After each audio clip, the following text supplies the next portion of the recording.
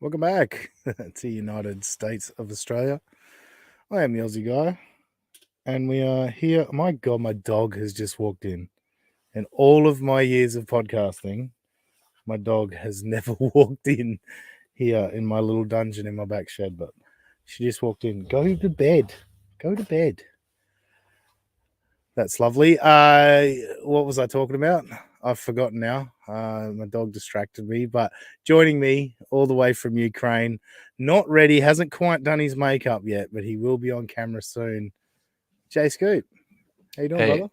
I've got to take care of the moneymakers, all right? This is what drives our numbers up by about 1. So if we want to keep that 1, I've got to take care of myself. I love how you said, "Welcome to the United States of Australia." Then the dog walks in, and then you go, "What was I talking about?" You literally said one sentence. I know, yeah. It's great. She just timed it perfectly. She's just like, "I'll fuck with him from word go." Bang, here I am. Well, before you go any further, everybody's gonna wonder what kind of dog and what's her name. Her name's Polly. We didn't name her. She's a rescue. But she's a red heeler, so Australian cattle dog crossed with a American Staffy. Is it like kind of medium-sized dog or? Yeah, medium to large. She's quite tall, super quick. Oh, nice. Yeah, only like racing dogs like greyhounds and stuff have I seen outrun her. Otherwise, she outruns everything. Why didn't you rename? Because she was like a year old and she knew the name, you know. Mm-hmm. So you don't want to fuck with her. She understands that's what she comes, the name she comes to, you know. But she actually literally picked us. Like we were walking around looking at different dogs, and she like just bounced up, like jumped up on the cage, and was like, you know. And then we walked away, and then came back, and she was like straight over again. And then so we adopted her, and when I went to pick her up, and I'll never forget the woman said like the way she reacted when I came to get her, it was like she was there boarding for a weekend, like I was always her owner. If you know what I mean? Like she just immediately accepted it. Like it was really cool. Yeah, no, that Anyway, is a good way to choose. That's cool. yeah. Anyway, we've also got another man here. A man. We're doing draft talk this week because the NFL draft is next week. So we have a man whose big board is his cheese board. Robbie the Mariner fan, how you doing? Really? Yeah. I mean, that was a pretty tame one. I'm not even a huge fan of cheese. Oh, yeah? Everyone would have. Everyone, well, you looking at you would say otherwise, but no. So you get your pizzas. You get them to hold the cheese on your pizza. Oh, that's a good. I know you're a big fan of pizza. Yeah, it couldn't be a hoverboard because that's like it would just drop to the ground. It doesn't hover with you on it. It's very just good. A board. Sorry, Robbie. Would have to have pretty. Anyway, Shane is here. Hi guys. All right, Shane. Since you're here, perfect. Wanted to have a chat to you. I know you think it's fun and it's cute. You know, you got your WNBA thing and you know all the people it annoys when you tag in your WNBA thing. But what's like if you want to troll me with that shit, just troll me with it. Don't tag other people and then force me to have to go in, click on it, mute conversation because I don't need to see every fucking reply or fucking like that that thread gets. So stop with the multiple tags bullshit. We'll start there. And secondly, I said it on last week's show and I'll say it again. Go find the audio of my impressions your fucking self. Ben Maller has a podcast feed. It was 2020, probably around June sometime. Go searching for the talent show episode. Stop annoying me with, do you have audio of your talent show call? No, I don't. I'd find it how anyone else would on a fucking podcast feed. All right? And guess what I had to do for any project that you heard me do or song that had different drops in and all that. I went back and went through all these fucking episodes and found that shit. And then, of course, once Iowa Sam came along and fucked everything up, now he made it to where you have to go like really far back to find anything until, well, now I guess Lorena might be playing them. But anyway, annoying, but it's possible. Let's fucking do it. Yeah. Not my problem, Shane, all right? If you missed my genius, I can't help you. I mean, I could probably recreate it considering I did do it live, but I'm not going to recreate it. I know I kept mine, but I don't know if I kept the whole like show or maybe I kept like the hour. It depends on how Ben was releasing the podcast at that time, but I might only have the hour with me in it. Yeah, because there was a period of time where they started doing the whole episode as one podcast download. And I remember because I used to listen to 3 hours live, and then the last hour would be in the morning when I'd take Polly out for a walk. I would listen to the 4th hour that I didn't listen to live on the walk with Polly. And then they started doing whole episode drops. And I was like, now I got to fucking scroll forward, find to when the 4th hour starts. And many of us were not happy with that situation. And also the other problem, if you and I were in the same hour and I kept the whole hour, I might not have kept that one because my performance was so bad. I might have been like, I don't want to remember this shit.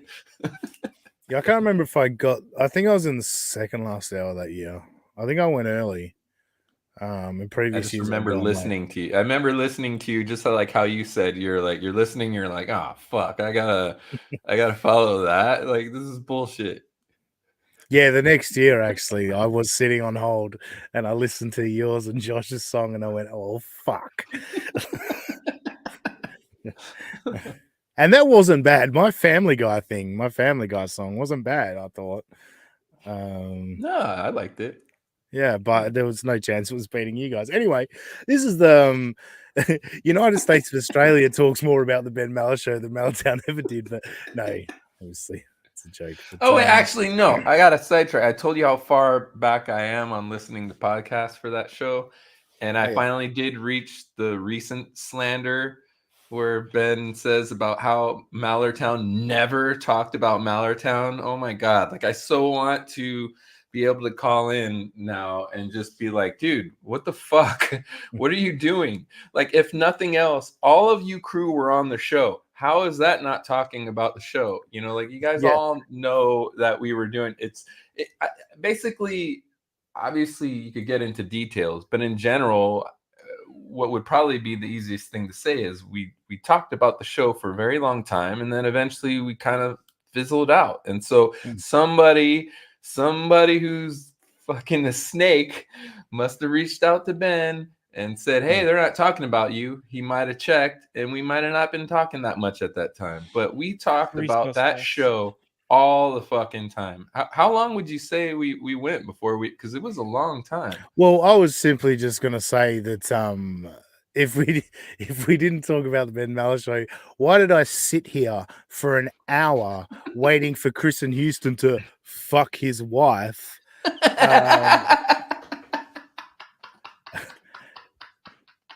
And then still do an interview with him after he'd blown me off previously. You know what I mean? Like, that to me is like a little bit disrespectful, but you know what I mean? How long was it called? It was called Mallertown for probably nearly 2 years. Nearly 2 years. And so we were definitely solid for the first year, maybe about a year and a half, and before maybe then we started to fizzle a little bit with our content. But I'd say the first year, definitely. And then it started. So it just pisses me off when he says when he just throws the blanket over it saying we didn't talk about we never talked about the show. It's like, what the fuck, man? He exaggerates, but so I reached that part. I reached him on the podcast saying that recently, and I was just livid. Fuck. All right, we have Can we stop this? What? Can we stop? I got a timeout. What? Blind Seahawks fan is not likely the snake in this. He's never listened to the podcast. Yeah, no, end your obsession with him, for Christ's sakes. Oh, we can bring the comment up on the screen. Blind Seahawks fan is likely the snake. He said in, but anyway, he is the biggest stick sucker. I know you hate him, but no, I agree with Robbie.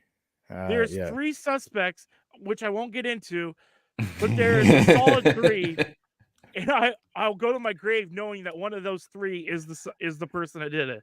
I know. I'm like 99.9% sure I know who it is. And then there's another person who's a suspect or who would be a suspect, but I'm fairly certain didn't do it. And he just messaged us about another suspect.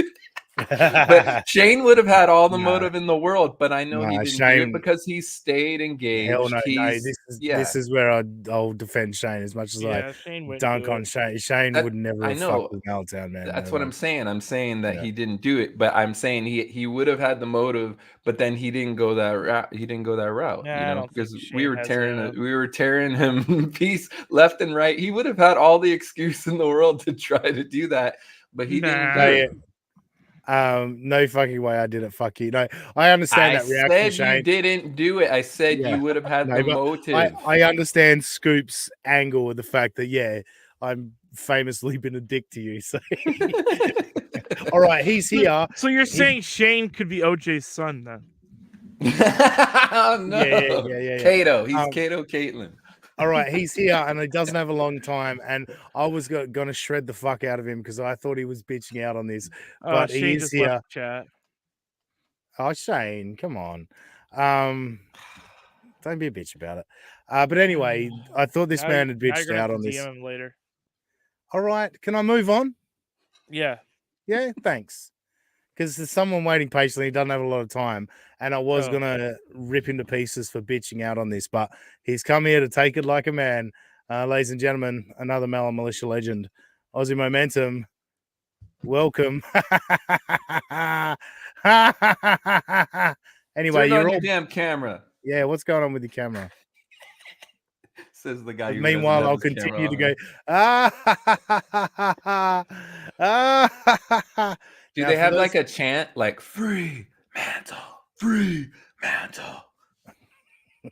I think they go free, free. Did they do that? No, none of that. What none of that. Country does that?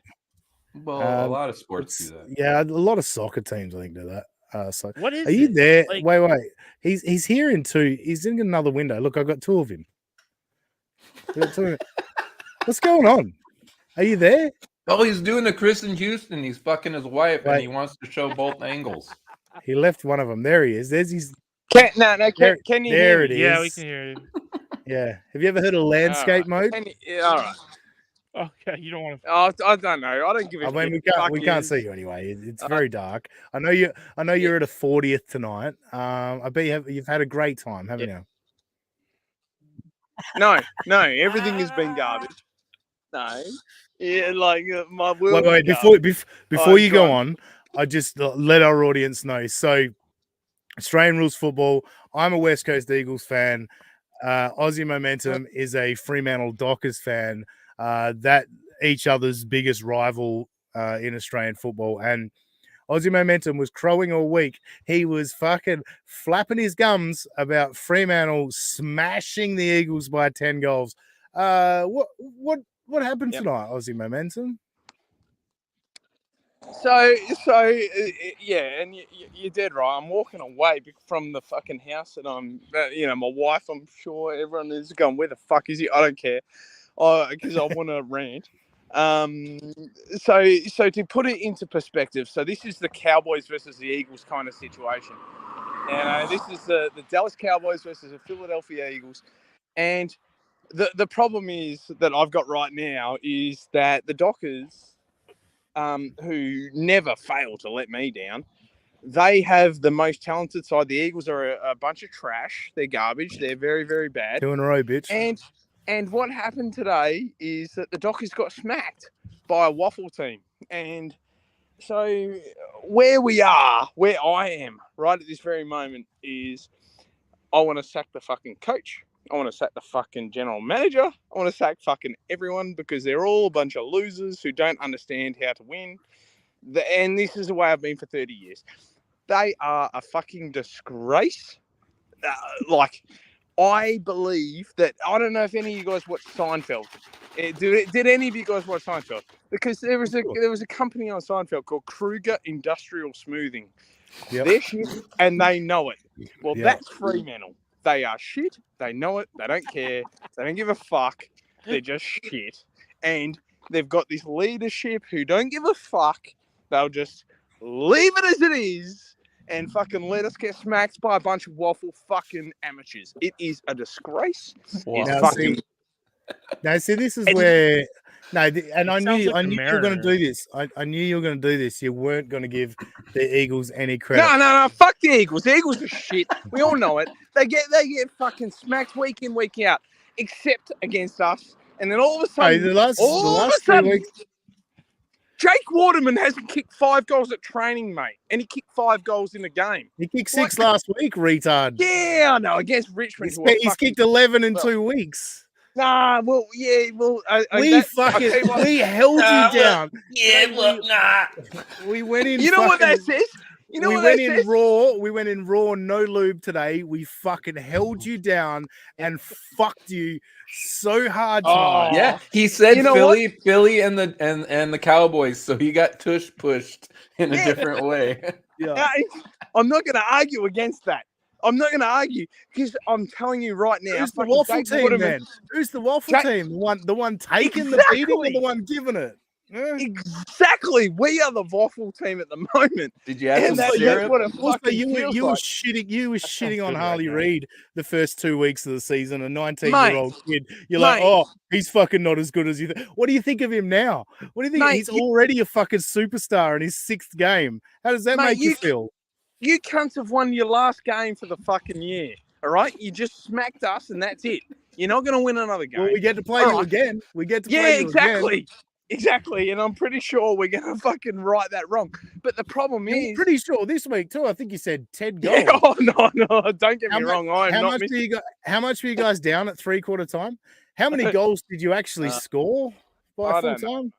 Yeah. No, you Yeah. look.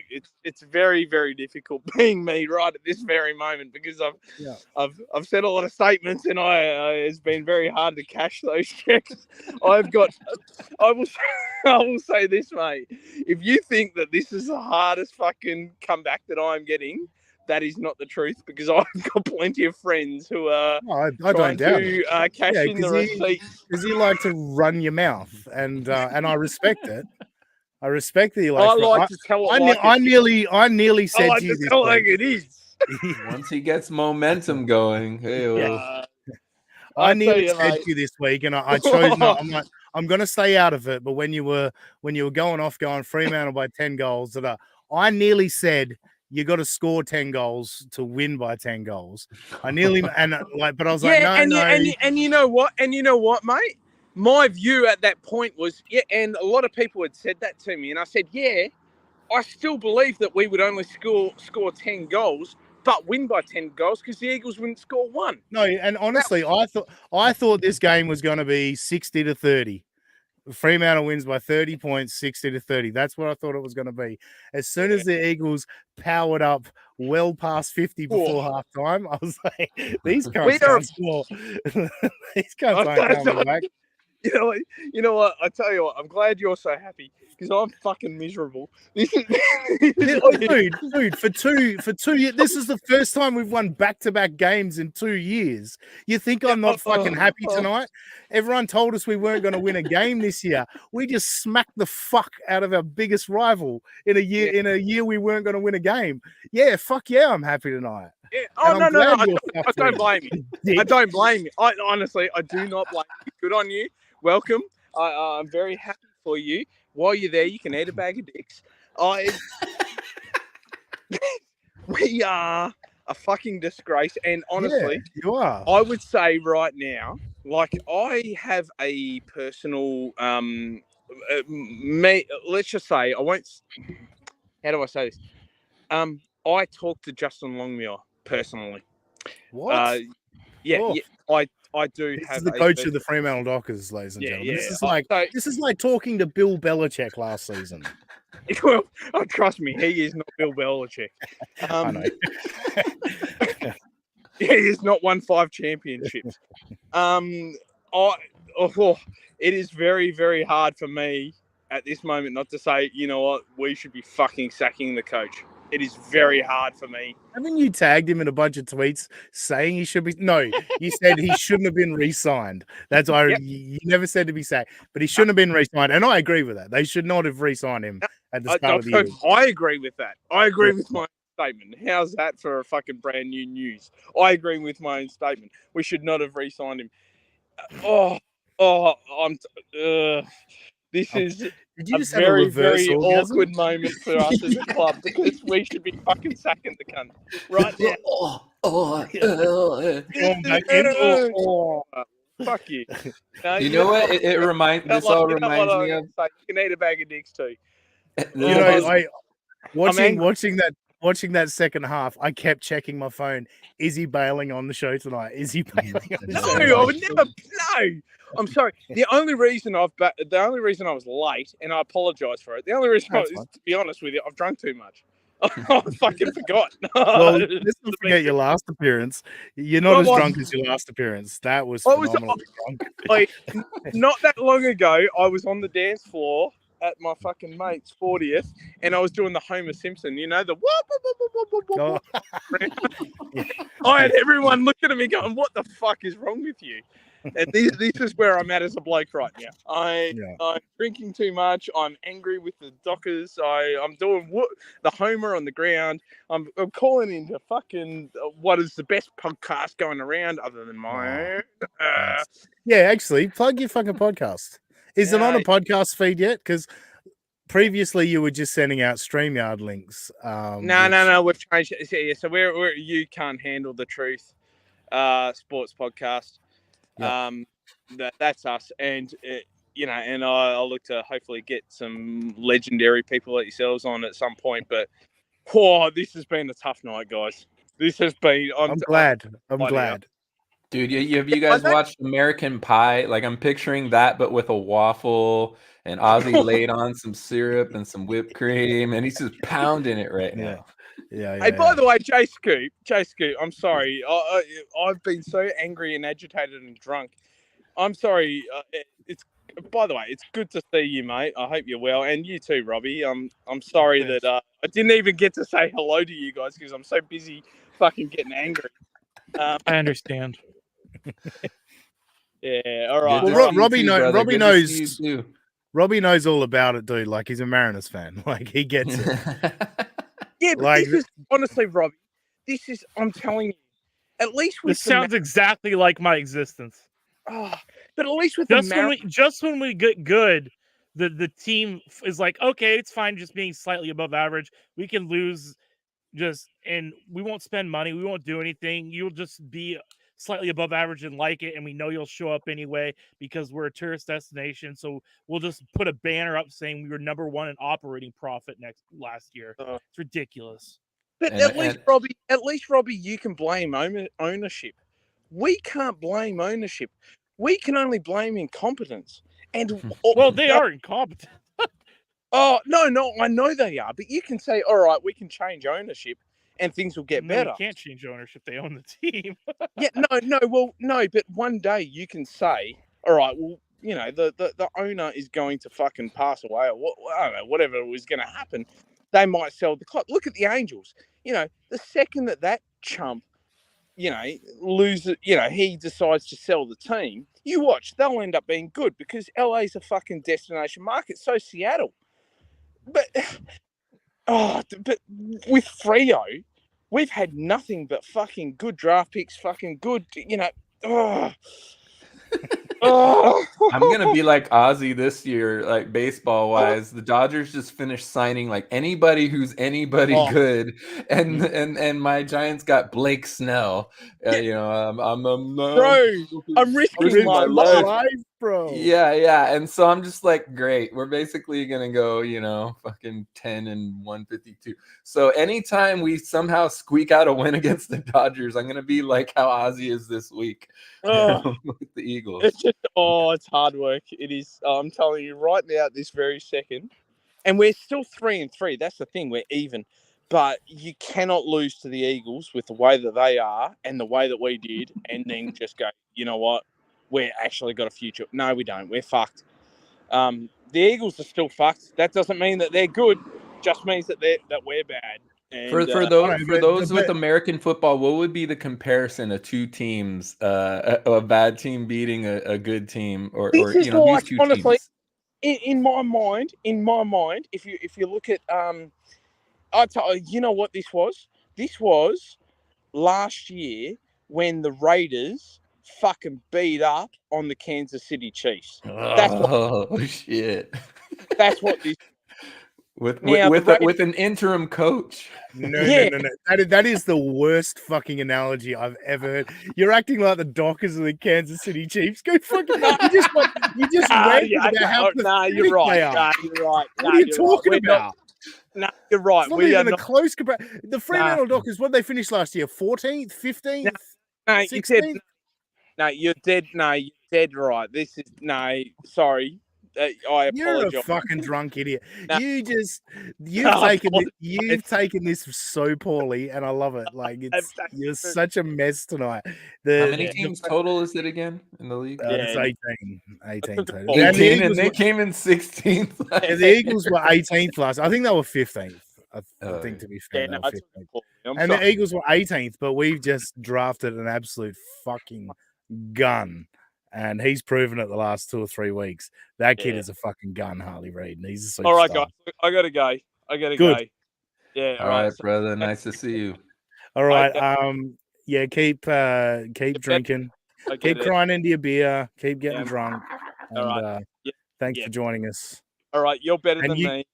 Yes, definitely. Always. Cool. You can't handle the truth podcast, correct? On all your podcast platforms? Yes, on all on all platforms, and talk to you later. Cheers. All right, brother. Thank you for joining us. Aussie Momentum, ladies and gentlemen. I think it's at Aussie_Momentum on Twitter/X. Let him know he's a drunken buffoon. Raiders and Kansas City Chiefs. Yeah. Now it sounds like it was more like, I don't know, Raiders Falcons or something. I don't know. Yeah. He just spent 20 minutes ranting about how pathetic and a disgrace they are. And he was like, the Chiefs. Champs. 2-time champs. Back to back. But no, credit for him to coming on and taking his lumps. He's delusional at the moment. I'm not saying the Eagles are great, but the Eagles have played 2 really good games, and I think he did better than my post Super Bowl rant. I think I need to get drunk before I come on next time. No, but again, like your team was in a position to win a Super Bowl again. Well, that's true. That's true. You know, this is just a game in April. He predicted they would win by the amount they scored. Yeah. While losing by nearly half that. Anyway, what an idiot. Good times. That was good. Anyway, all right. So I've ranted about Shane. I've argued with Aussie Momentum.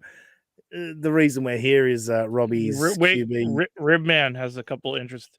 For some reason, it won't let me bring up tweets, but there was an interesting one. Oh well, you probably can't bring up tweets on YouTube, but I'm actually going to go back through all of Ribman's comments because it is apropos of what's coming up. Yeah, not surprised. I don't see Josh being 420 day and all. Good point. But I don't think that would ever. What? And then we had the whole thing with Shane where he said, I'm all right, I'm out. And Ribman said, you guys chased Shane off already? What the fuck? I partially blame you guys because you guys weren't hearing me say that I was saying he was not the person. We understand. Shane would think. Yeah. I know, but I'm just saying that I was trying to make it clear that he would have been a suspect for me or was a suspect, but I know that he didn't do it. But you guys were jumping in as I was saying that. And so then, Shane's going to be sensitive about it. So now he thinks that but I'm like, no, I know who did it. Like 99.9% sure. And the 0.1 is not him. So.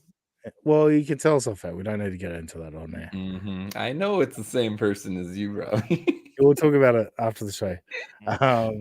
And then Josh, seriously, Ribman, smoking some peaches and cream, adjusting a lazy Susan, installing some shelves, and bumping out some toe kicks. Toe kicks. And then Ribman, did Scoop's new girlfriend set him straight? Look like he's missing a chiclet. What? It does look like you're missing a tooth. Oh no, Yeah. it's my bottom teeth had like a rush hour collision, so it kind of bows a little bit. So it looks like it's there. Mm-mm. No, actually, I'll have you know, I used to have that in my upper teeth. I had to get veneers or whatever. I did have a little gap there. Oh my god, dude, that was so fucking annoying, and the fucking self-esteem level was very low. I would almost never smile. It sucked. Cool. Just Josh, listening to my guys while working on 420 day, supporting the show. Don't forget to hit the like button, or Robbie doesn't eat. It's Robbie, true. smash like button. Wait, that'll make people hit the thumbs down because he obviously they want Robbie to lose weight. And then Do they? Ribman. Oh, okay, that's what Ribman said. So don't hit it. You're sending mixed messages, buddy. And Hunt 420, you need to be extremely clear to me. How about this? You get a prize if the like button number hits Robbie's weight. Whoever That would be great. hits the I don't number think we've never got close to enough views. No, the Tukey episode. The Tukey episode, we could have hit Robbie's weight and likes. That's the only episode we've never had enough views. they don't need to know that. We need to They get on just- Rumble Yeah. because apparently Rumble has the view multiplier and all that shit. You know what I mean? We should get on Mhm. Rumble just for shits and giggles anyway. You know, you never know. You never know who might pop in on Rumble. Anyway, all right, we're caught up on the chat. It's a raging chat today. And back to our, actually not a bad audience for today, considering we were promoting Robbie's QB Draft Obese Board is the name of today's episode. And Robbie loves to scout young men who play quarterback. And Robbie's going to give us the skinny, I know, pardon the pun, on the current QBs coming into the NFL draft this season. Robbie's going to tell us, because, going back, Robbie predicted Josh Allen would be a great quarterback. And we're all conceding he was probably right about that. Like, but what is it? Robbie- a broken clock is right. shut up, twice a Joe. day. Because I was going to follow that up with Robbie's next big pick was Kenny Pickett. And That's not true. that's, I said he'd be Going good. really I didn't well. say he'd be Josh. but if you're batting 500, you're a Hall of Famer for sure. So let's see Done more what than you two can do. picks. All right, Robbie, you're taking over the show right now. I hate being top left. It feels weird to me. Yeah. Anyway, so there's 8 quarterbacks that should be drafted in the first 4 to 5 rounds, and then there's just a sizable gap where the rest of them have no, in my opinion, no starting potential. So I'm doing the top 8. The first one is Spencer. You can't Spencer- throw 2 in just to make it an even 10. No. People aren't comfortable about that kind of thing. No. Throwing Cal's quarterback. I don't even know who it is. I don't even And think that's they have my a team. quarterback in the draft. I guess Sam Hartman would be 10 because he doesn't rock the boat. He the Notre Dame's quarterback last year. He looks like Jesus, literally, with his hair when he was running a 40-yard dash. It was kind of eerie. So I'll put him at 10. At 9, I'll put that Western Kentucky dude just because they have cool helmets. I don't know his name, but there you go. That's 10. You're doing picks like secretaries do their March Madness pool. Well, I like the dog on that uniform. can we block Ribman? We can. No, sacrifice you're this the host now, so you got to read the. guy. I'm not reading comment. shit. I can't Robbie- click on it. Robbie meant Josh Allen was going to be a great regular season QB. Who cares if not you can click true. on it? I clicked on it. It was up to you to read it. What are you talking But about? if you click on it, you should have to read it. That's the way it works. Okay. He dealt. If you Okay. dealt, So now that whoever we've made- dealt it, smelt it, dealt it. Now Yeah. that we've made it to number 8 on my list, Zing. Spencer Rattler is number 8. You may have known him from that QB1. Yeah, that documentary on Netflix a couple years ago where they kind of followed over their senior year for high school quarterbacks in Texas. I couldn't get into the show. It was a little weird. It was a little weird even for me to watch like the inner workings of a 17-year-old. What the fuck? That makes it sound a little bit weird. You made that sound creepy. You made that sound creepy. It made me. It gave me PTSD from when I was in high school, and I hated high school.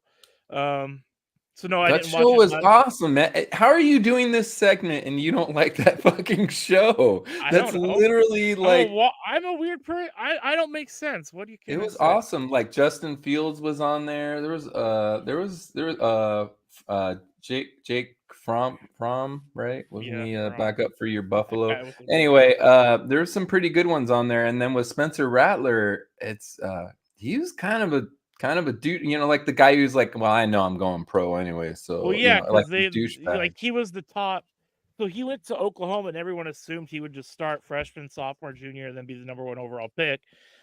And then he had an up and down freshman year. Then his sophomore year, it was like they were winning. I think they were 4-0, maybe 5-0, but he wasn't playing well at all.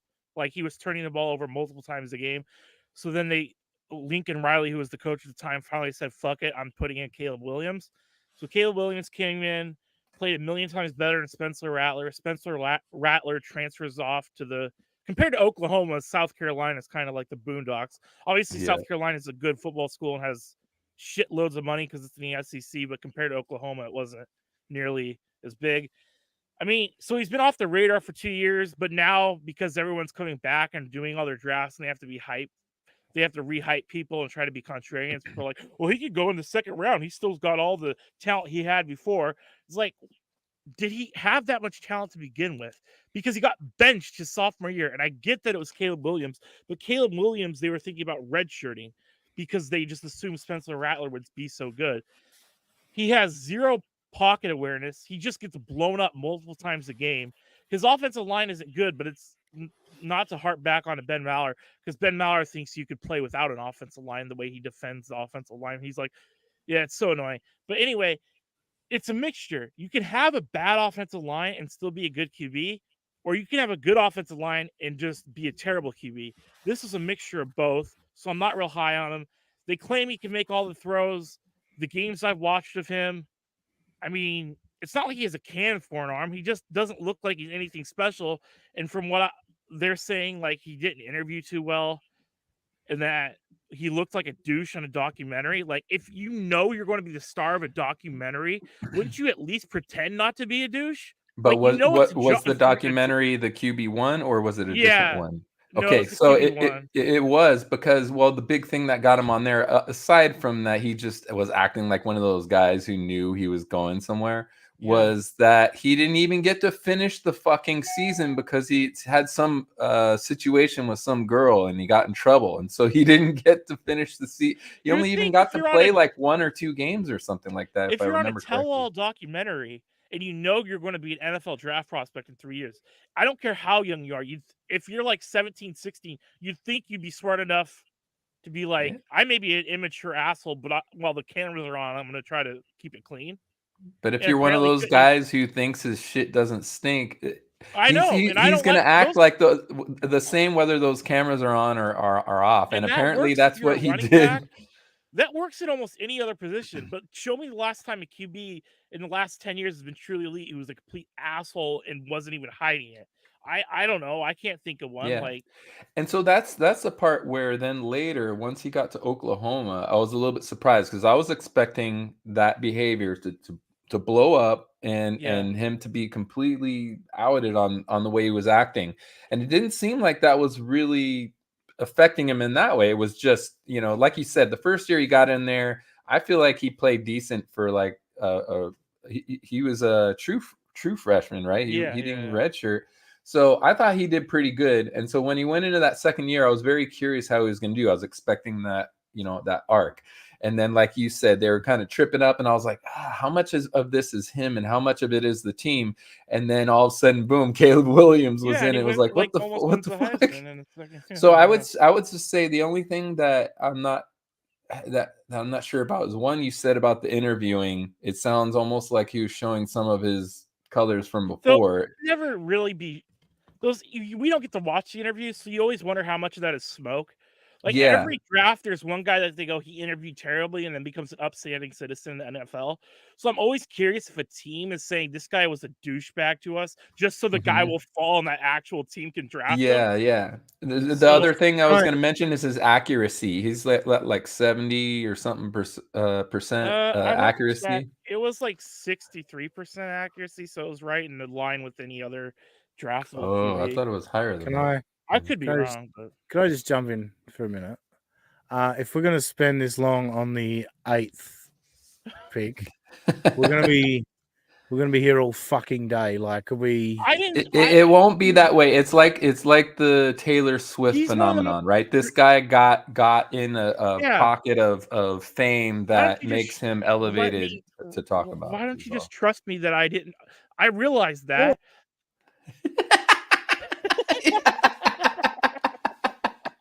That is awesome. Let's just say Spencer Rattler would be more elevated than Eagles Australian football level. He would play on a better team than that, or he'd make a team better than that team. So number 7, this guy I don't have as much. He's not as talented as Spencer Rattler. He's like a poor man's Kirk Cousins. So when I say this, I mean he's a real poor man's Kirk Cousins in that he's got a good functional pocket mobility, but he doesn't have an elite arm, but he has high intangibles, and that's Michael Pratt out of Tulane. Do I think he's going to be a starter? No. Do I think if you got him in the 4th round, and then if he came in similar to the way who was the guy for the Bengals that came in last year as a backup, but because he had so many good players around him, Browning. He could be Browning, where like if you had elite players all around him, he could be okay. But you're not starting a franchise, you're not building a franchise, and you're not running a franchise with him. But I still think he's going to end up being a better QB than Spencer Rattler. There's nothing real wow about him, but he doesn't turn the ball over too much.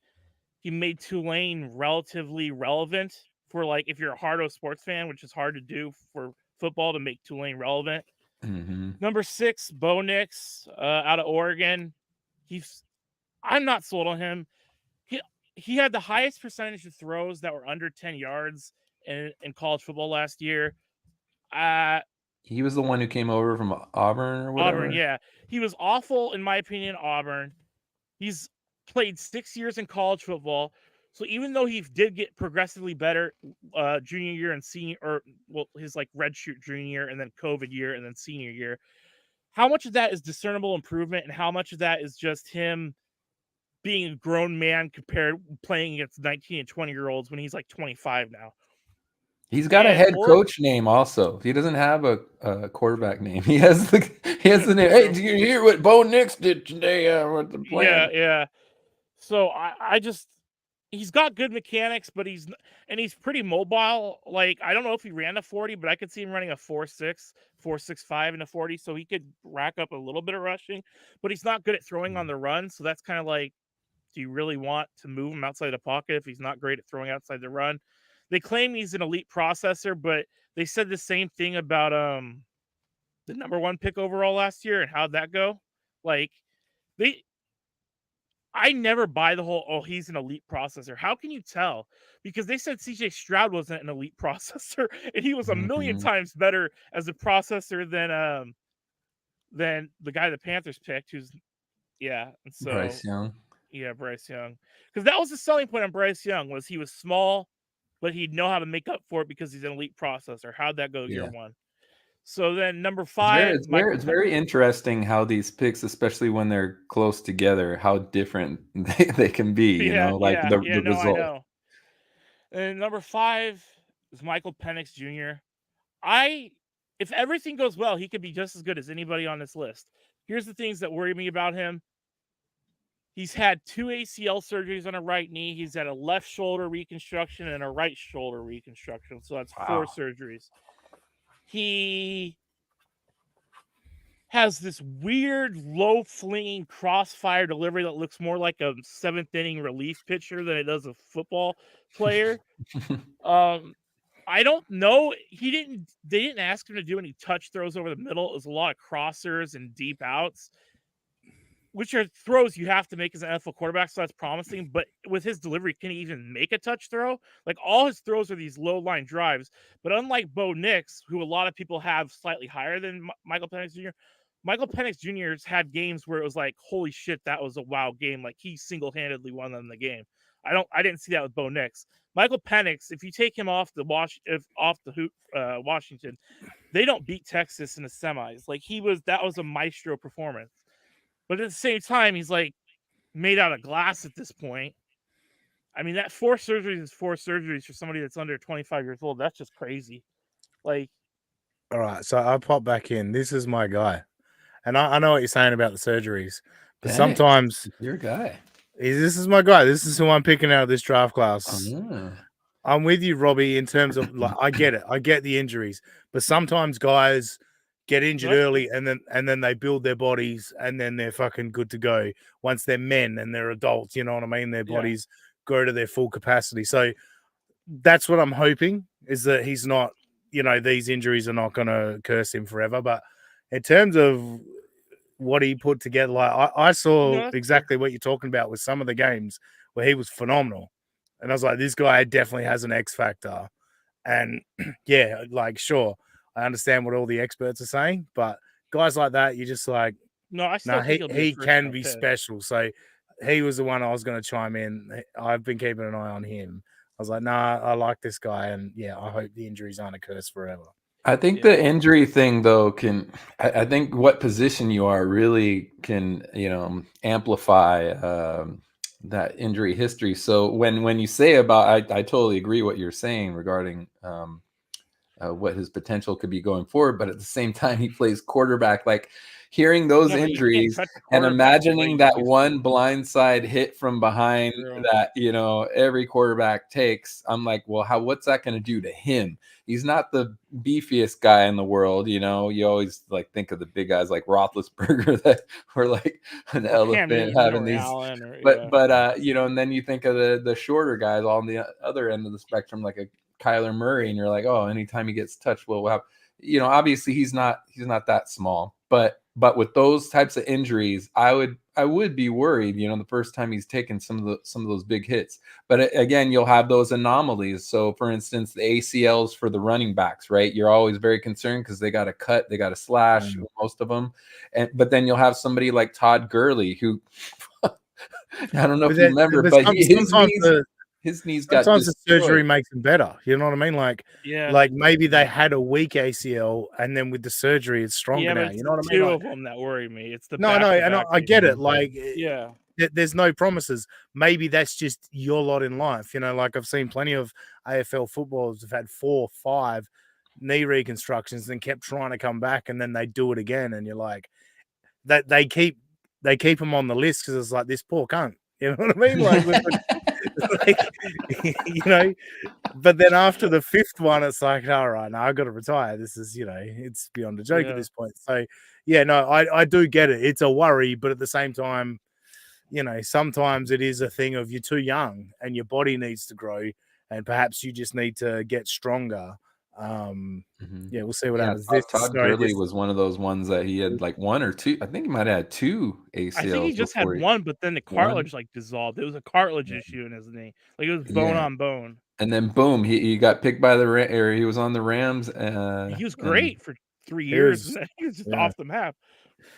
Actually, I want to speak about running backs in a second. Put Robbie back in the middle. He's trying to flip my TV over. I love you, Rib Man. You're the best. That was perfect. I think I've spoken about this before in the past on, the different iterations of this podcast, but I've always loved running backs. Like, I'm a big fan. Like, nothing's more exciting than when the running back gets through that hole and fucking takes off. Like, it's like a big throw down the field or whatever, but when he breaks through that hole and takes off, like, I love that. And you know how there's like the restrictions on the rookie contracts where they're low, I feel exceptions should be made for running backs because by the time you get to an actual legit deal, you cook. You know what I mean? Your career's over. Like they get smashed in that first 5 years. Like I feel like shit compared to quarterbacks, anyways. Yeah, exactly. Like guys like Derrick Henry and stuff like they can sign big deals because they are a bit more of a phenomenon and they've got like a bit more durability. But most of these guys, their career is done after 5 years in terms of being a number one running back. And I feel like they should be able to cash in on $10 million in their rookie year because oftentimes for the running backs, that's their best year. Ezekiel Elliott, his best year was his rookie year. He never fucking topped his rookie year. You know what I mean? Like But with this being your favorite position, and now they've switched to where majority of the offenses are by committee, what do you feel about that? Because I absolutely fucking hate it. And I'm watching the Patriots documentary, the Dynasty one, and I can't remember which running back they were talking about, but anyways, they were showing.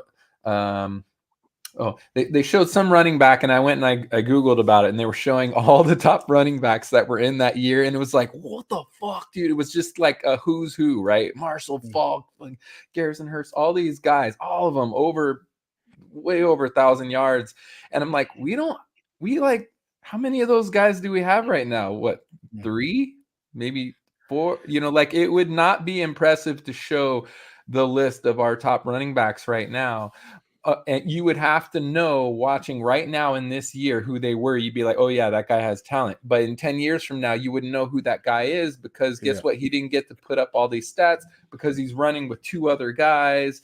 And I don't know about you, it kind of pisses me off. Like when they switch up that flow of the game, like, okay, maybe 2, but not like 3. And I don't know. What do you love this position? What do you think about it? Because even one of your guys, Ezekiel Elliott, was during this transition, right? He was one of those work guys, and then they switched it kind of in the middle of his career. I like the 2-man approach, and I loved the Ezekiel Elliott, Tony Pollard 1-2 punch. And that's the thing about Tony Pollard. And like, congrats to him signing a deal. I forget who he signed with in the end. Was it Tennessee? I didn't see. I think he might have. Yeah. Anyway, he's not a number one running back to me. Like he's a little bit small but yeah, he's super quick and all that. And he can peel off great runs. But that's, that's much better. It is Tennessee. Yeah. It is much better if you're working behind Ezekiel Elliott churning out, 4 yards here, 5 yards there, and then you setting up like 3rd and 3, and then Tony Pollard just breaks through and gets a long run. I felt like that was the best period of the Cowboys running game in more recent times. But yeah, 2, but not like I think it's the Ravens that do 3 and Detroit Lions do 3. Although I don't know how much of that. Yeah, but I'm just saying when you're watching that game, and then of course selfishly as a fantasy football owner, it pisses me off. But you know what I mean? When they do like the 3, it's just like, what the fuck are we doing here? Like, and I mean, I get it probably from a head coach perspective. It feels like you're putting a fresh bullet in the chamber every time because hey, that guy didn't just go 3 plays in a row, blah blah blah. But there's got to be something said to the flow of the game, and when you're lining up and you're reading and what this guy just was doing a play ago, and I don't know. I think two at most, but even with 2, I feel like the second guy should only be playing so much. Like, I don't know, maybe 60-40, 70-30, something. Robbie, we'll get back to your big board in just a second. I'll just close. I'll close on this thought. Ben hates the word momentum, but comes up with other words to say momentum without, saying momentum. But they always talk about the intangibles, and this is my way of segueing back to the big board, Robbie. The intangibles is always talked about with these athletes when you're drafting them and across the career. It's the shit you can't teach. You know what I mean? It is what it is, and that's the thing. Sometimes guys, when they're up and going, you just got to keep feeding them the ball. You just got to keep, something's going to happen because they're in that fucking zone. So Robbie, getting back to your big board, do you see anything out of that any of these guys that have that. But secondly, who's your number? What we up to 4? Yeah. No, not really. I don't understand. That's not really. I don't. Well, I guess you could call guys that they call rhythm passers as guys that they put 1 or 2 throws together and then they start building on it. But usually that's a euphemism for like if he's in the zone, he's a good QB, but usually he sucks. So that usually when I hear, well, he can be a rhythm passer, I'm thinking that's like a backhanded compliment at best. How much would you but- compare it to the shooter, like a Steph Curry? Maybe he's missed his first 5 shots, so then he goes and does the layup. You know, they always say, "Hey, he wants Yeah. to see the ball go in, and Yeah, now he I will don't feel know. better." Do you feel it's That's that way with true. a quarterback? Maybe he's made a couple Well, of that miss, is true. Where and like so in give him a college- dink and dunk pass so that he can Well, when just. you see in college, if there's a young quarterback coming in as a replacement, you won't see him taking a shot on the first play. They'll try to get him like a screenplay or a quick little pass to build their confidence. So that's an accurate analysis. Number 4, this guy's super intriguing, but I can't go higher than 4 because he was like the Alex Smith of college quarterbacks. Sorry, JJ. just a second. It stings still. Niners chose him. Is it JJ? Yeah, it's JJ McCarthy. Why? I'm so stoked that I guessed that. Like Yeah. you said, it's the Alex Smith of college football, and and I was like, Yeah. yeah, I'm Because proud he of that. can I'm make- proud I guessed that. That's what Yeah. I'm He impressed. can make pretty much every throw. He's an above average athlete. He can throw the ball on the run. But man, there was a lot of games where he wouldn't even throw the ball 15 times a game. Yes, when they needed a long 3rd down completion, like 3rd and 8, 3rd and 9, and they couldn't run it, he would usually make that completion, hence why they were so good last year. But at the same time, in the biggest games, like against Penn State, they just ran the fuck out of the ball with Blake Corum and were like, JJ, we don't need you today. It's like usually you don't do that with a truly elite QB. So he's either going to be one. Some guys I'll read and they'll be like, "Oh, he's going to be a day 1 starter and he's going to be a top 15 QB." It's like, how can you say that with any confidence? Because we haven't seen it in game. You can't say with confidence either that he's not going to be elite because nobody knows. He's shown every throw on tape, but he hasn't shown it consistently because he wasn't consistently given opportunities to show it consistently. It was like, yeah. See, sorry, what I'm taking from this is he's not failed in any way, no, but there's just not there's not a large enough research base, I guess. You know what I mean? Like it's that. yeah, and yet he'll kind of the probably point? go into top 5 because, I mean, I think the Arizona Cardinals have the 4th pick, and they're going to trade out because they don't need a QB, and unless they think Marvin Harrison's the second coming of Jesus, I think they'll try to get multiple 1st round picks out of it. Especially with how hard it is with wide receivers. Like you think you're getting a great player, and then there's average, or you get an average player like Puka Nacua, and secondly, all of a sudden he becomes great. So I think they'll trade out of it. Number 3 is It's Drake amazing. May.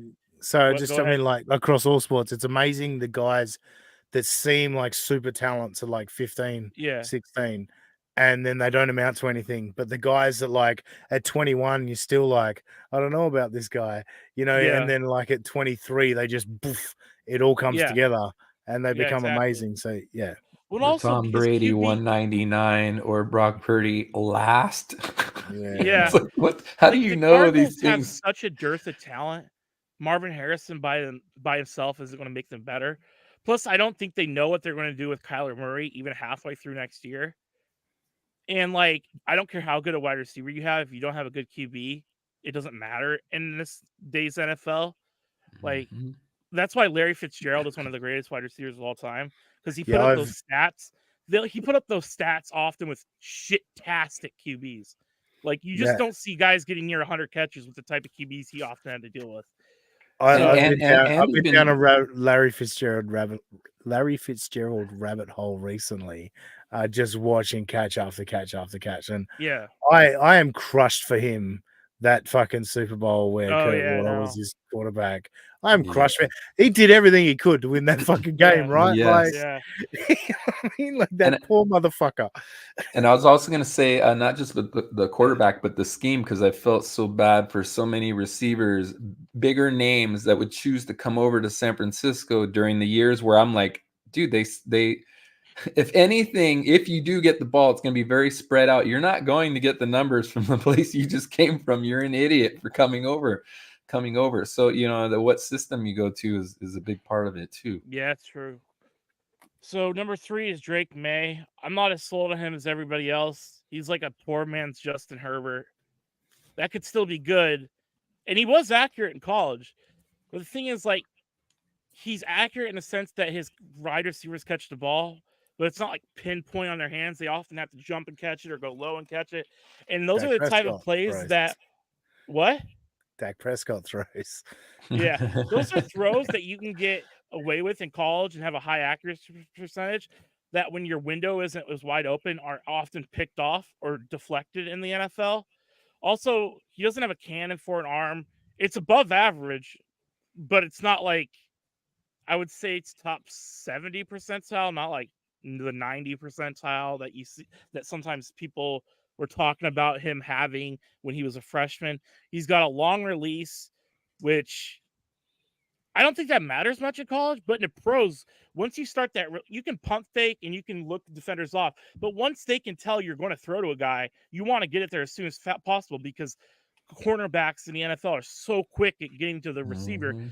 And he has such a long release. It's like, it's kind of the issue Blake Bortles had, where Blake Bortles, it wasn't that he was super inaccurate, but by the time the ball finally got to the fucking wide receiver, it was already like getting picked off or deflected because it was just took so long for his windup.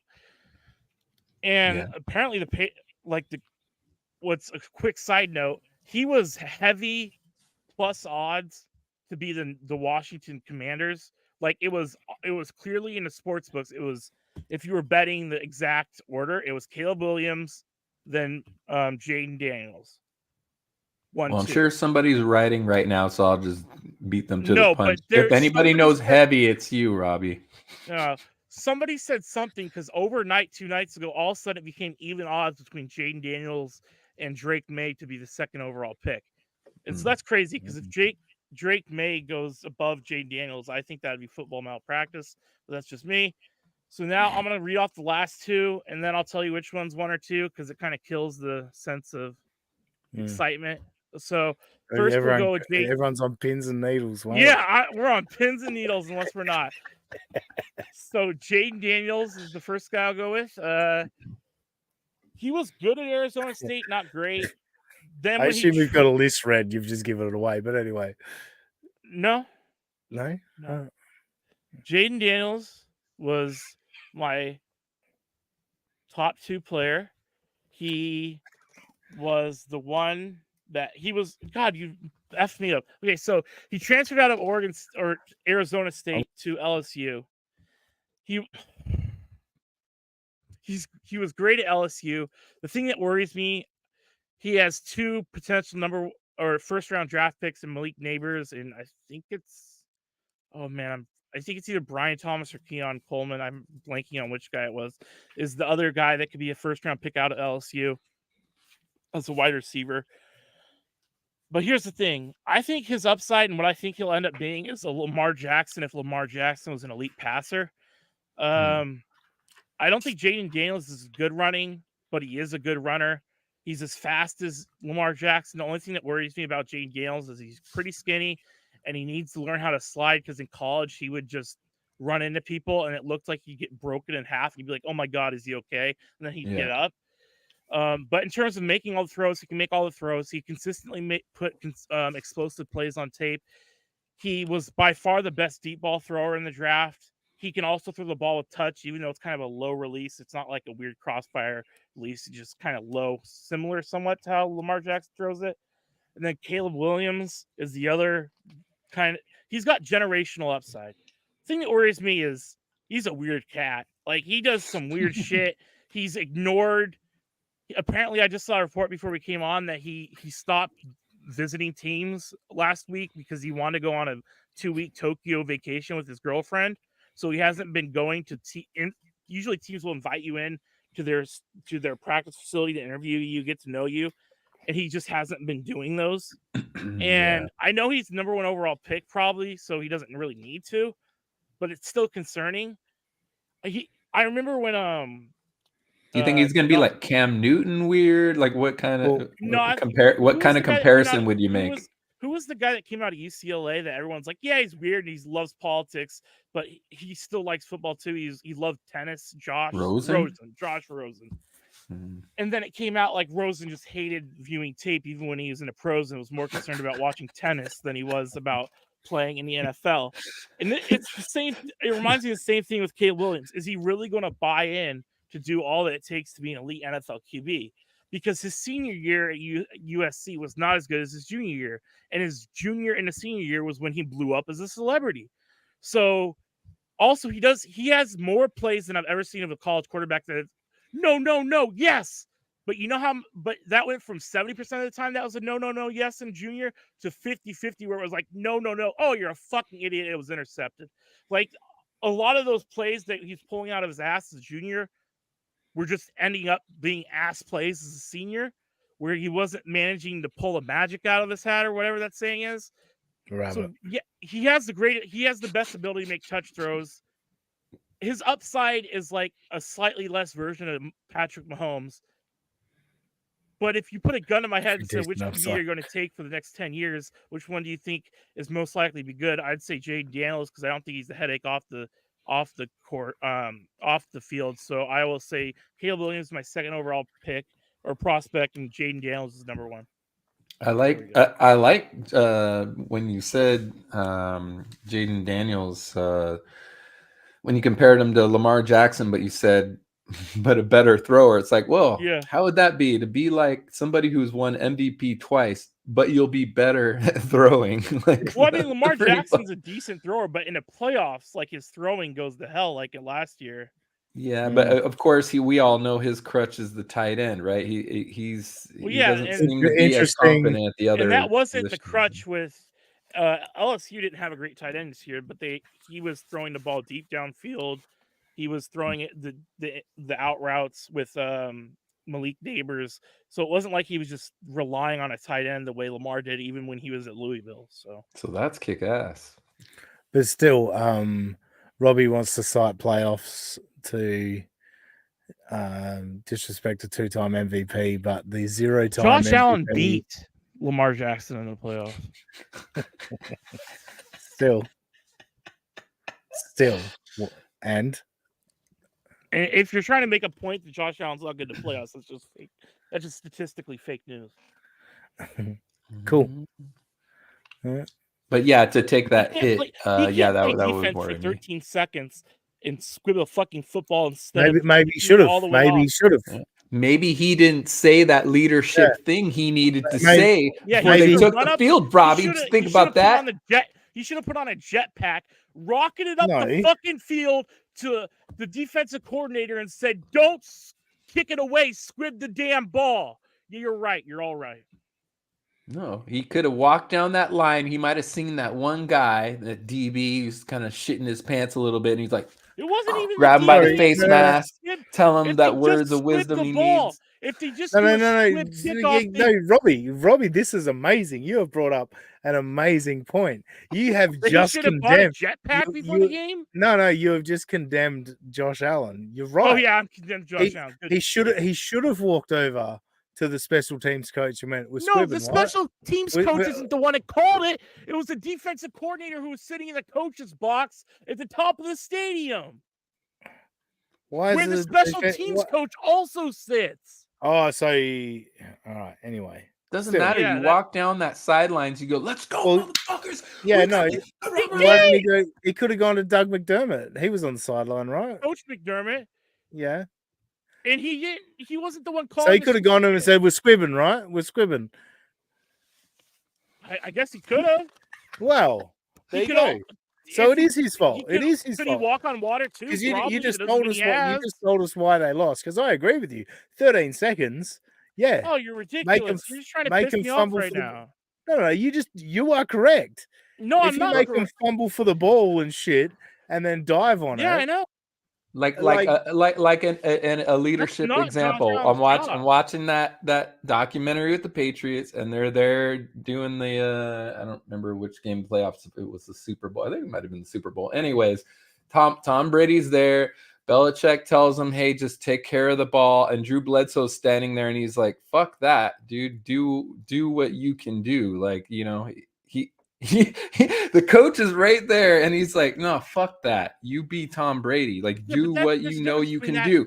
That's what Josh Allen needed to do, walking down that sideline. Josh Allen couldn't control it because he wasn't on offense. Like, what's he supposed to do? Tell a DB not to give up a 50-yard pass? It's a city. It's a community on a sidelines. You're all there. You walk down. I don't know if you've ever played, but you're all standing there and there's the leaders of the team are walking back and forth and they're saying shit and you're listening. You don't have to be, oh, I made the play call. You can just be walking down there and saying, let's get our fucking heads out. You know, you guys make sure you're fucking protecting the ball. Do not let go of that fucking ball. You know, protect the ball. He scored a touchdown. What? I'm saying when he was done and now he's waiting for the special teams to go out there and whatever. What's he supposed to tell the special teams? Go rogue? Pay attention to your fucking job. Whatever. He's a fucking professional. He knows the deal. They told the special teams coach or the kicker to kick it through the end zone. Yeah, and that's insane to me. Like, how many? It is insane, and that's why the defensive coordinator. No, and I'm actually changing it. Not even the squib kick. Like, you could kick it to like the 5-yard line. How many guys run it back and really get that far back? You know what I mean? Exactly. Like, yeah. It doesn't matter. So then he's got to stop and. Yeah. Anyway, I know. If everybody does their job correctly, though, they don't end up as fucked as they ended up. It's so frustrating. I'm just saying, you're that was over. The day I learned what it feels like to have that guy from that movie who ripped his heart out and then was holding it beating. I learned what it felt like to get your heart ripped out while still being alive. You're underestimating Indiana how much Jones. some of the little things that can be said can affect the game, and it doesn't have to it doesn't have to officially come from a coach or whatever. It could literally be that person in the audience yelling something out to you. Just go rogue. It could be whoever saying this thing to you. And so, for instance, even you think Christian McCaffrey doesn't know to protect the ball from a fumble, but hey, that play where he fumbled in that first drive of the Super Bowl, if somebody just happened to say something to him right before that play, do you think he fumbles? Probably not. Probably. It's just kind of random sometimes. Somebody not to fumble, they're more likely to fumble. It's the negative. It's the no, but that's not what Scoop's saying. Scoop's saying is, like just some piece of encouragement or some piece of advice that makes it go, well, what's he supposed to tell? You know what I mean? Like a teammate goes, hey, 78's lagging on his blocks.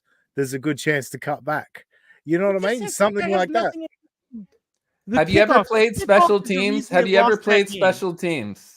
Have you ever played special teams? No, I haven't played football in general. I have. And one of the most important things. So then that's a great question. If you were the kicker on special teams, why are you telling me how to do the job? And you never did it. Okay, but you did.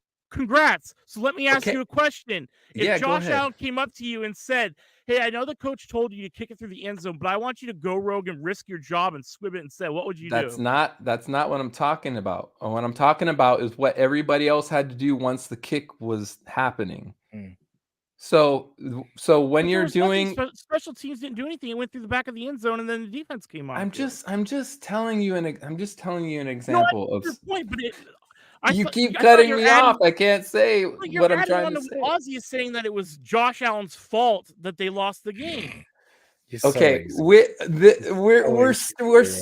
Robbie, don't take it so seriously. We're stretching with this, but there are things that he could have said that could potentially have helped. Okay, so that's what we're getting at. But all I'm trying to say is an example would be special teams. Let's say it had been a run back for a touchdown. They could have prevented that. Well, everybody knows on special teams, on defense, typically you have everybody who's going forward and they have a lane and they're supposed to stay in that fucking lane all the way until a certain point.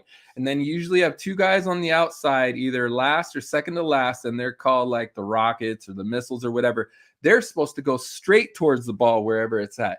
If you violate any of that, There's the chance that the guy can go one way and then come all the way back because people didn't stay in their fucking lane. Now it's open, things like this. And the same thing goes for any typical defensive play, whatever. So if you just happen to, again, I used the example of Christian McCaffrey, all-pro guy. You don't need to tell him what to do. But guess what? Maybe you just hear somebody chirp something right before a particular play, and it makes him focus on that. Hey, you know what? I better make sure I keep it nice and tucked on this play. And then we never know that he avoided a fumble that might have happened if he had just been a little bit lax on that. So all I'm saying is the defense going forward, 13 seconds of fucking bullshit. Maybe there's something that Josh could have said that to the defense, the guys on that sideline that would have pumped them up, would have had them have some focus on whatever it is that they needed to do. You cannot deny that that's a possibility. I know I've been on the sidelines. I've heard the leaders walking back and forth, and they say good shit, and the coaches are doing the same thing. He did scream at the defense when he came over. He said, 13 seconds, let's fucking go. There's a gif of him doing it. That's it? 13 seconds, let's fucking go. Well, what do you want him to say? Helped me. What do you want him to say? No, you like look. Say something specific to defense. No, hey, mate. make sure you're blah, blah, blah, blah. I'm putting an end to this. We've made Robbie rage really effortlessly. But Scoop, you did have a hard out at 11, right? Yeah, well, I lost track of time. Where are we at? 11. Okay. Because I was gonna do by request of NBA fan on Twitter /X. I've got an Australian rules football version of Guess the Aussie Slang ready to go if you guys wanted to do it. Oh, what is it? You know the game we do Guess the Aussie Slang? Oh, yeah. Yeah, well, this is Australian rules based version, Australian rules football. Should we wait for Chase or for Josh? I mean, all right. So we're wrapping up. How hard an out do you have? Yeah, well, that's the thing. I don't know how long the Scoop's got. Yeah, I need to go, but if it's quick, I could maybe. We'll end it there. Give your plug, Scoop, and you can go. All right. And I'm still getting my last zing in. I didn't play defense, Robbie, so I don't know what the fuck they would tell you. But if you asked me what to say to a wide receiver, I would tell you, make sure you run your play like you do every play so that they don't know what pattern you're doing, blah, blah, blah, blah. Watch the ball all the way in your hands. Yeah, that's a common one, right? There's a perfect one. The receiver who doesn't look it all the way into his hands before he turns. Yeah. Well, guess what? How many? No, don't even fucking dare go against that one. That happens all the time in the NFL. But how many times do you think? Shut the fuck up. How many times do you think that happened to that player prior to that moment? It probably almost never happened to him, and that's why it happened in that moment. And then going forward, it's like, fuck, I better not do that again. Well, guess what? If there's some guy who just happened to yell, like, make sure you look that fucking ball in your hands before you turn, something like that. Then it's on your mind. You don't fucking make the mistake. So that's all I'm saying. At Jesse Crean on Twitter. X doesn't exist. That's where I'm at. All right. Thanks, Scoop. Robbie? You can find us at USA of AUS Pod on X/Twitter. The dumbest Twitter/X account username on earth. Yeah. You can find me at Mariner Robbie on X/Twitter. So Josh should have said something. Yes, Josh. You should have. You actually should have. It's your fault. No. You can find what an insane argument we've just had. It's very funny. Yeah, I know, it's pretty crazy. Like at no stage did I believe anything I was saying. I was just saying it. I figured.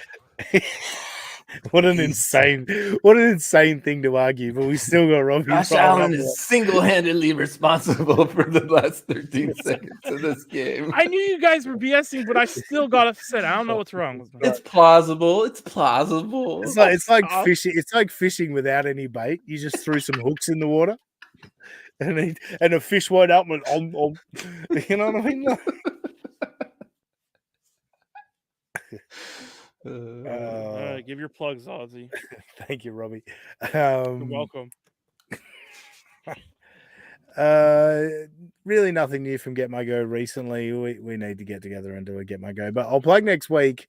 I think next week's going to be a fun show with Lucy Typebox from Who Are These Podcasts, also known as Kaylee from Once Over with Kaylee. We're going to review the Australian film Chopper, about a very one of the most notorious criminals in Australian history. Yeah, I guess it's our version of the mafia, like the underworld. And yeah, Chopper was a standover man, and he has an interesting story, interesting life. So we're going to review that film with Kaylee. She's a big movie buff, and she's a pretty girl, and she's got some eyes on Robbie. So Hey, Jesus, that's not true. hey now. Isn't that misogynistic to say that in today's day and age and everything? Oh, I don't know. She's confirmed with me that yeah, she can see something there with you. Oh, shut up! You're bullshitting. No, I'm for real. Yeah, baby, get it on. Oh God, I might not show up if this is how it's gonna be. No, I'm just fucking with you. Who would actually find you attractive? Come on, Robbie. Well, that's just as mean. Jesus Christ. It's particularly more mean, actually. I would say. Yeah, I know. Alexis. Anyway, I'd rather just not be found attractive by anyone rather than Flexus finding me attractive. Yeah, well, Happy birthday to Job done. you. Anyway, so that's next week. That'll be a lot of fun. Yeah. Anyway, otherwise, I'll do it for Scoop. Twitter, I am at that sussy guy. Just imagine that Aussie guy. I put an S where the A should be. We'll catch you next time on United States of Australia. Let's go, guys. Get out there and play. Get out there and win. Let's squib the shit out of it. Squib that motherfucker. Squib it. 13 seconds.